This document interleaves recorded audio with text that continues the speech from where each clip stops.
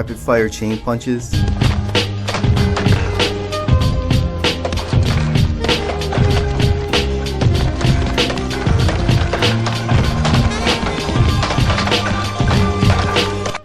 wooden dummies,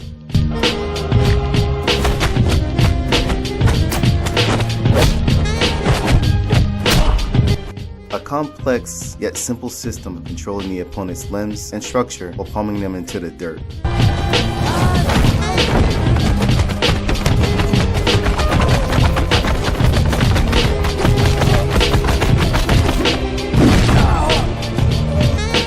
Wing Chun is a southern Chinese martial art with close-range direct attacks to vital areas, deflections and hand trapping, sensitivity training, and breaking the structure of the opponent and uprooting them. Unlike some of the more athletic and expressive styles of Kung Fu, Wing Chun stresses the economy of motion while combining defense and offense.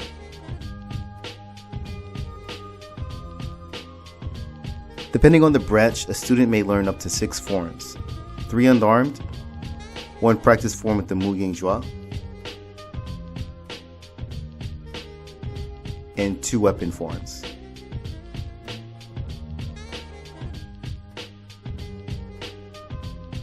Legend has it, a nun escaping the destruction of the southern Chinese temple developed and taught Wing Chun to a beautiful young girl. After observing the fight between a snake and a crane, the young was inspired by the crane's ability to parry the viper's deadly strikes with soft brushes of his wings and counter with sharp swift pecks of its own. The new style would allow visibly weaker opponents to gracefully defeat stronger ones. Unfortunately, no records have surfaced supporting this claim, but a more plausible theory of Wing Chun's origin is its development among different martial artists who were all performers on the Cantonese Red Boat operas.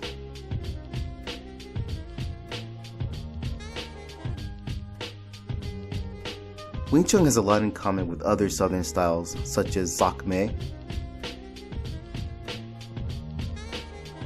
Southern Mantis,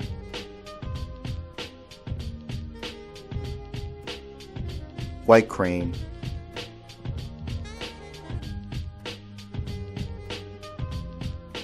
and even Wedgie Karate. This makes more sense because many techniques in Wing Chun come from concepts and ideas.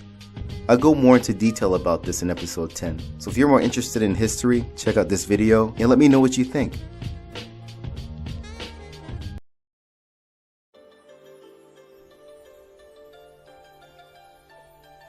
It could be argued that the countless Bruce Lee pastiches should be counted as ambassadors to Wing Chun, since Jeet Kune Do's founder did use it as a base for his new method of fighting. Let's go back in video game history before this actual moment. Do you remember any other Wing Chun characters before Leroy? I'm pretty sure some of you were thinking of Chun-Li because of her Man Sao hand positions. In Wing Chun, the Man Sao position is when a further arm goes out, seeking a path to measure the distance of a threat, while the Wu Sao is the hand closer to the person, ready to protect or even follow up with an attack. While Chun-Li does use some Wing Chun, her lightning-fast kicks and acrobatic spin moves extend far beyond the traditional Wing Chun curriculum.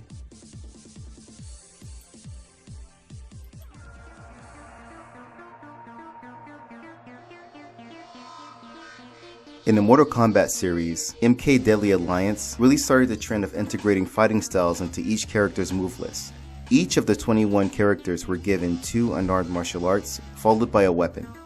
That was 42 martial arts in one game alone. Some were fictional, but most were surprisingly legit. One of them happened to be Wing Chun. Going beyond simple hand postures and a few techniques, Deadly Alliance really started integrating fighting styles into each character's move list, and by Mortal Kombat 11, the Razor Hat wearing Kung Lao would emerge with many attacks from Wing Chun.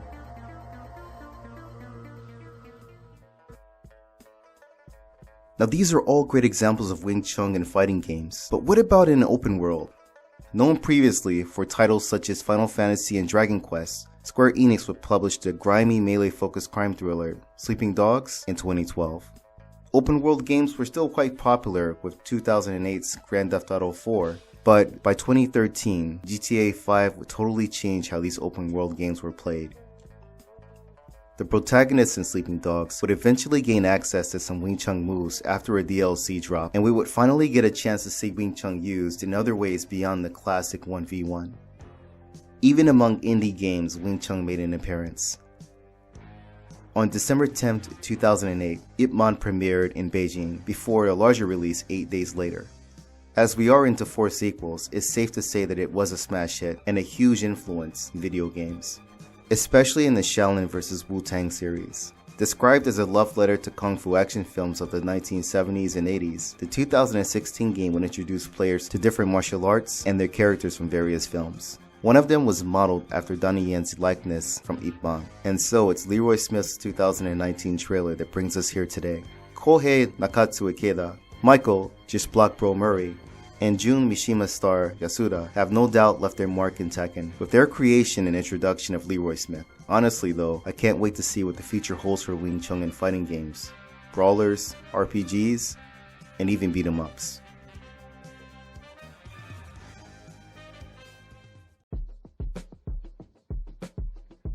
Did you know the first time we see a character using Wing Chun in Tekken wasn't Leroy Smith? I know, crazy right? I want you to queue up Tekken 7 and check out Lei Wulong's ending. Here we see him engage a perp on one of Hong Kong's minibuses. What are you doing? What are you doing? He uses a Big Tang Lao and a Pak Sao, and then he nails his opponent with a Chung Jun and follows up with a Dai Jun. It makes sense as Jackie Chan, Lei Wulong's own character model, uses Wing Chun in some of his movies, especially Rumble in the Bronx. Martial law also has a few moves from Wing Chun, such as a finger jab and the 1-inch punch, but Leroy's reputation of Wing Chun has been the most accurate.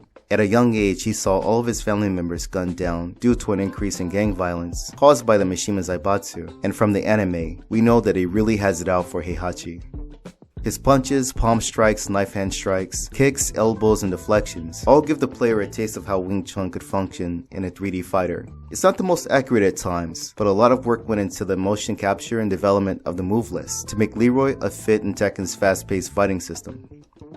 If you want to see me geek out over his move list, please check out this video. I go way more in depth naming the actual techniques from his moveset.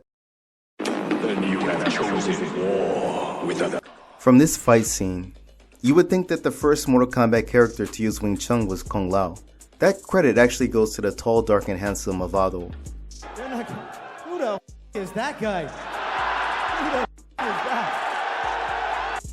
Well, he's the second in command of the Red Dragon clan, only reporting directly to Dagon, its original founder. Most people are far more familiar with the Red Dragon clan's rival due to previous in-game appearances of Kano, Well, I'm kind of an underworld boss myself. Cabal, Fucking asshole. Answers to Kano.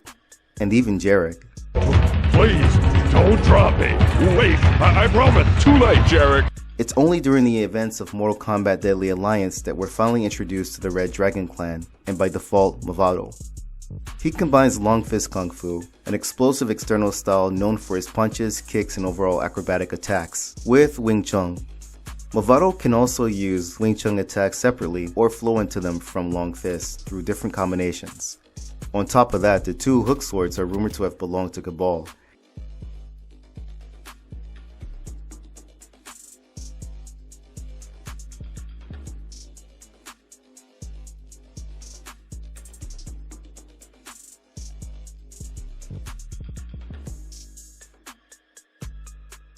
He also wields a pair of grappling hooks and wears shoes with adjustable spikes.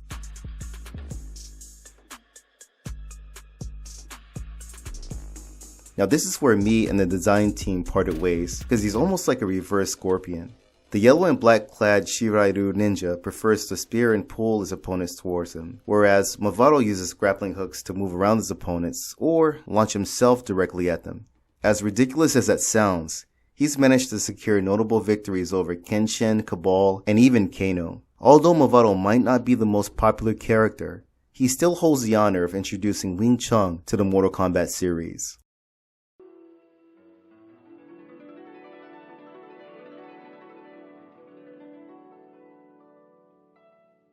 As an undercover cop tasked with infiltrating the triads, Wei Shen walks a thin line between enforcing the law or crossing it.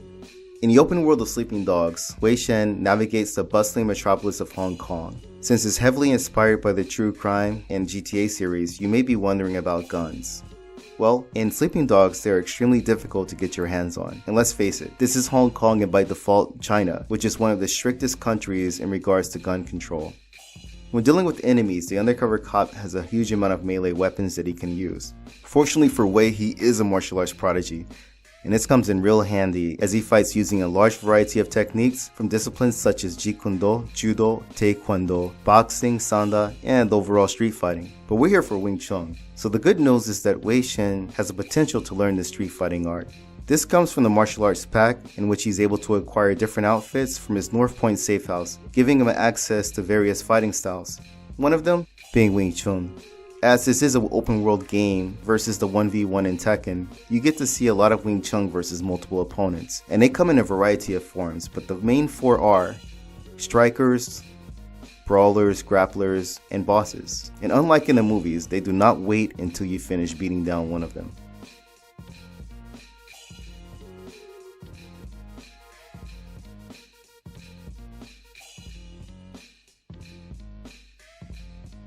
To make the game less monotonous, the combat system has checks and balances, so it really encourages a lot of creativity and movement. Overall, the combat system is much more advanced than GTA, and while Wing Chun is not the featured martial art in this game, it's still great to see it used in different situations.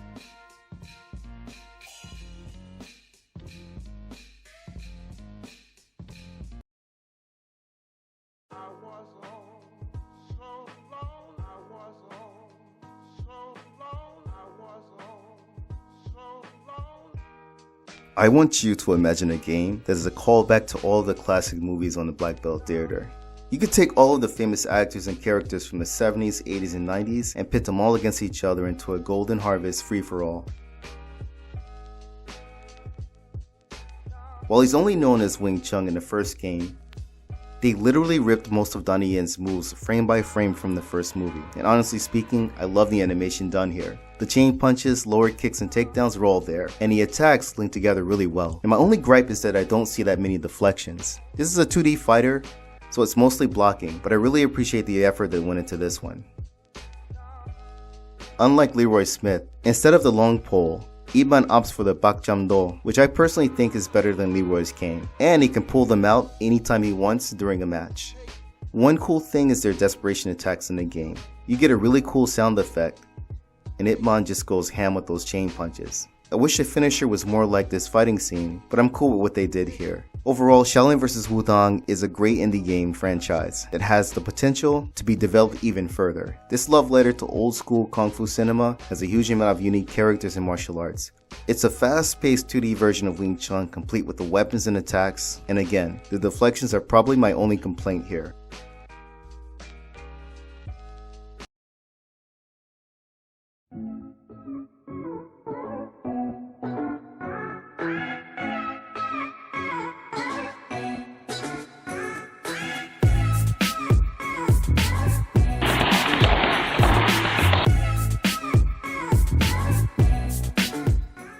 I wanted to start off with Wing Chun's rapid fire chain punches. Now the punches are a continuous forward barrage using the sun fist. Leroy is able to use chain punches at the end of his strings, or he can start a string with them. Finally, he can use them after a command parry, but his startup is a little slower, which can lead to some counterattacks.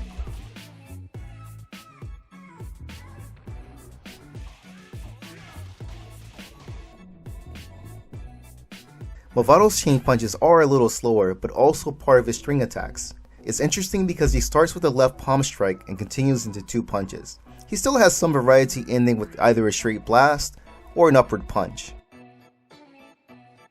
When focusing on only one opponent, Wei can blast through them with the final punch, knocking them down and in some cases off the rooftop of buildings.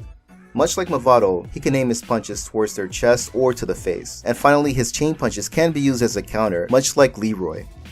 His form is a little bit closer to Leroy's, hinting at a possible Ip Man lineage. Now Ip Man can use chain punches in a variety of ways, and since most of his moveset is inspired by the movie, he can deliver him to a downed opponent or in a combination as well. Now it really shines in his super as it's more subtle versus the current Street Fighter Ultra or Tekken Rage arts.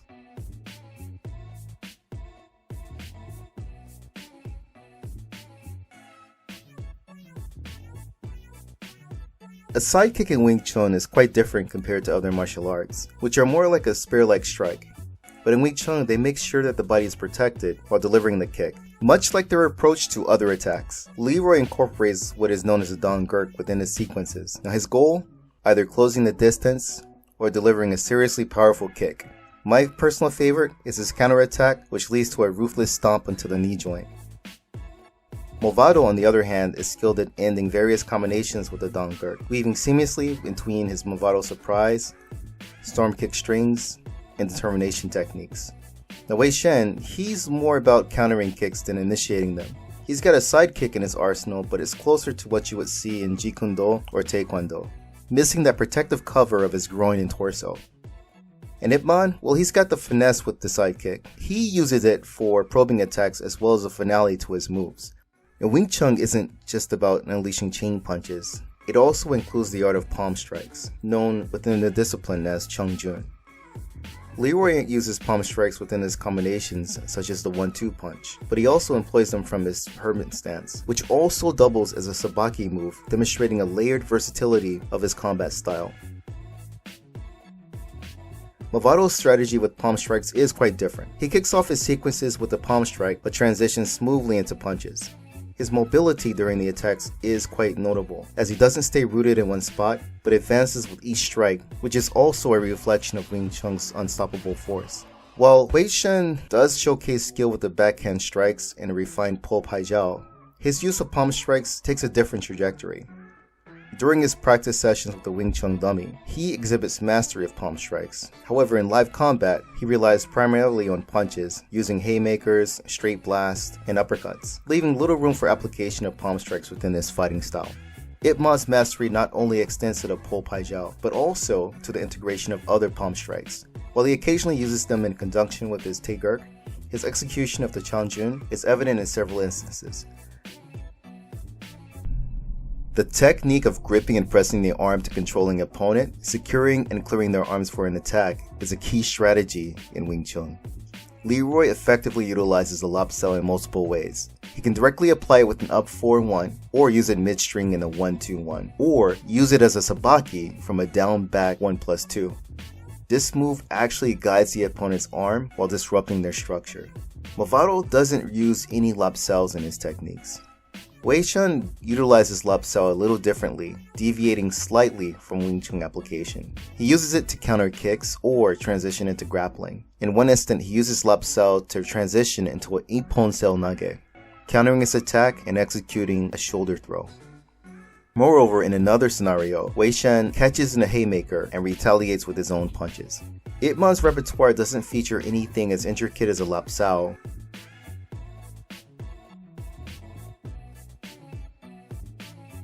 Capoeira has this El Batida, Karate has this Neko Ashidachi, and praying mantis has like his Tang Lang Go. But in Wing Chun, the most famous pose would be the Bong Sao.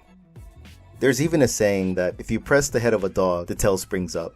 In the recent video, the application of the Bong Sao technique was seen more as a blocker strike. However, a more conventional use of the Bong Sao is a response to the arm being pressed down. This is especially effective against vertical punches like those in Wing Chun, Bak Mei, or Southern Mantis. In a series of Leroy's Flaws of Fury move in the previous video, I initially thought it was a series of Bong Saos. It's really awesome because the Tekken team was able to insert a parry between its front palm pulsating fist string. Wei Shen showcases the reactionary use of the Bong Sao. While not employed against a direct strike to his face, he skillfully utilizes it to counter a grab, effectively clearing the center line to launch his own attack. Now, in Shaolin vs. Wu Tang 2, Ip Man employs a Bong Sao, but it looks more like an elbow strike, used within the context of the game's mechanic, offering a more unique perspective of its application.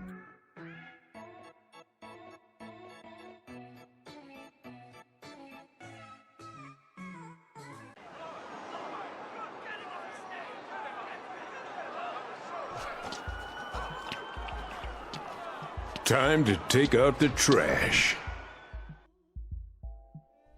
Usually in this section I would make a formal request for 3 to 5 moves, like I've done in the previous Yoyan, Kudo, and Savad episodes. But this time I don't have to because Leroy is already out and most of his moveset has been featured on YouTube.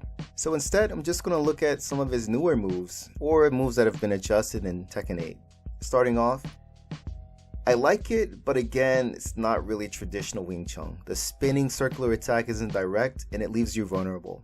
It's something you would see in other martial arts such as karate, taekwondo, savad, capoeira, etc. And while it violates everything about Wing Chun, it still is impressive. No, I like this one. He starts with a jab and then moves into a series of chain punches. Now finally he finishes with a punch to the gut. And this is great because we're seeing more ways that Leroy is incorporating his chain punches in other attacks. Not a big fan of this one. It's strictly wire fu, and to top it off, it was actually one of the bad guys that used this move in the movie. So it wasn't even inspired by Donnie Yen's portrayal of Wing Chun. I'm divided on this one. You know that I love chain punches, but I'm not really a huge fan of the upside down kick finisher, and I'm sure not a lot of other Wing Chun purists are either. Now I love this animation because it has changed a bit. Now he says, "You fool!" I don't know, it kind of reminds me of Gan in Street Fighter with that like old motif of an old master calling you a fool. You a big fool. Okay, thanks to this latest iteration of Tekken, we've been given a more complete view of Leroy's moveset.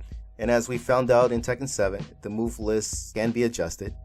New moves are still possible, and I feel like they've made him more fast-paced, but we're still able to add more deflections and parries to his moveset.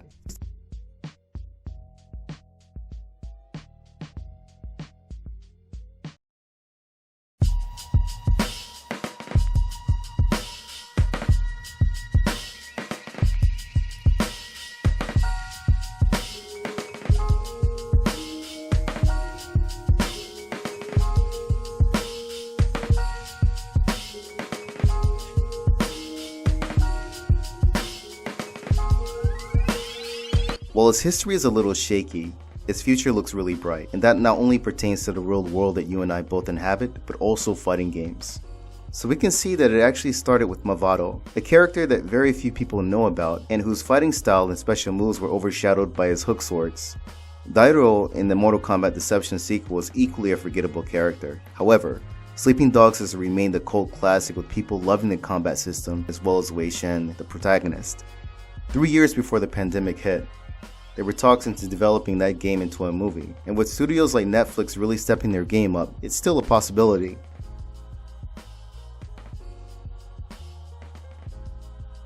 Shaolin vs. Wu Tang delivers on the action and cinematic feel of Wing Chun from the sound effects and overall look of the characters. And while Leroy Smith is Tekken's Wing Chun man, it shouldn't be any deterrence for other competitors like DOA or Virtual Fighter bringing their own Wing Chun character into their ever-growing rosters.